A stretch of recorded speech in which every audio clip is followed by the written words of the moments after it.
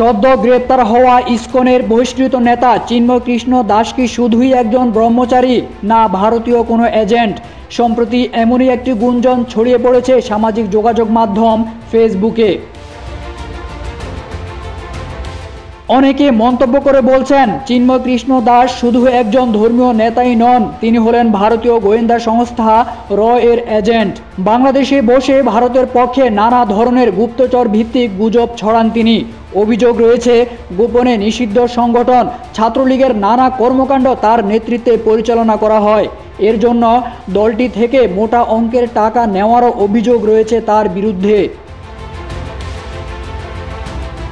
শুধু তাই নয়, আওয়ামী লীগ সরকার পতনের পর থেকেই ইসকন নেতা চিন্ময় রংপুর সহ বিভিন্ন জায়গায় দলটির পক্ষে সভা সমাবেশ করেছেন। বাংলাদেশে একটি অস্থিতিশীল পরিবেশ তৈরি করতে গত আগস্টের পর থেকে বিভিন্ন জায়গায় উস্কানিমূলক বক্তব্য দিয়েছেন তিনি, যা রীতিমতো দেশ বিরোধী ও রাষ্ট্রদ্রোহিতার শামিল। চিন্ময় কৃষ্ণ দাসের বিরুদ্ধে জাতীয় পতাকা অবমাননার অভিযোগে চট্টগ্রামে একটি রাষ্ট্রদ্রোহের মামলাও করা হয়। পরে চট্টগ্রাম যাওয়ার পথে তাকে গ্রেপ্তার করে ঢাকা মহানগর গোয়েন্দা পুলিশ।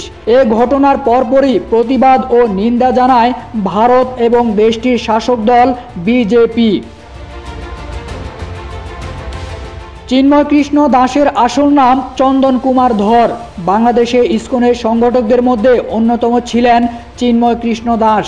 ভক্তরা তাকে ডাকেন চিন্ময় প্রভু নামে, কিন্তু সংগঠনের শৃঙ্খলা বিরোধী কার্যকলাপের কারণে তিনি সহ আরও কয়েকজনকে গত জুলাই মাসে ইসকন থেকে বহিষ্কার করা হয়।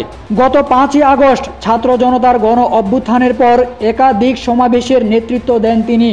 তার দাবি, সনাতন ধর্মাবলম্বীদের উপর হওয়া নিপীড়নের বিরুদ্ধে প্রতিবাদ জানাতেই এই সমাবেশ। আর এভাবেই তার কর্মকাণ্ড নিয়ে বিতর্কের দানা বাঁধতে শুরু করে দেশ জুড়ে।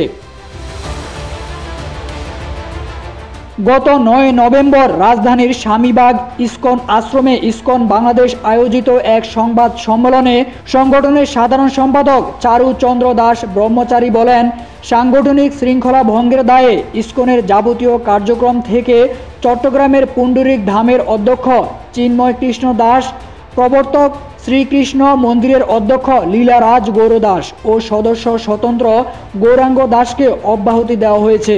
বহিষ্কৃতদের মাধ্যমে সংগঠিত কোনো কার্যক্রমে ইসকন জড়িত নয় বলেও তিনি জানান।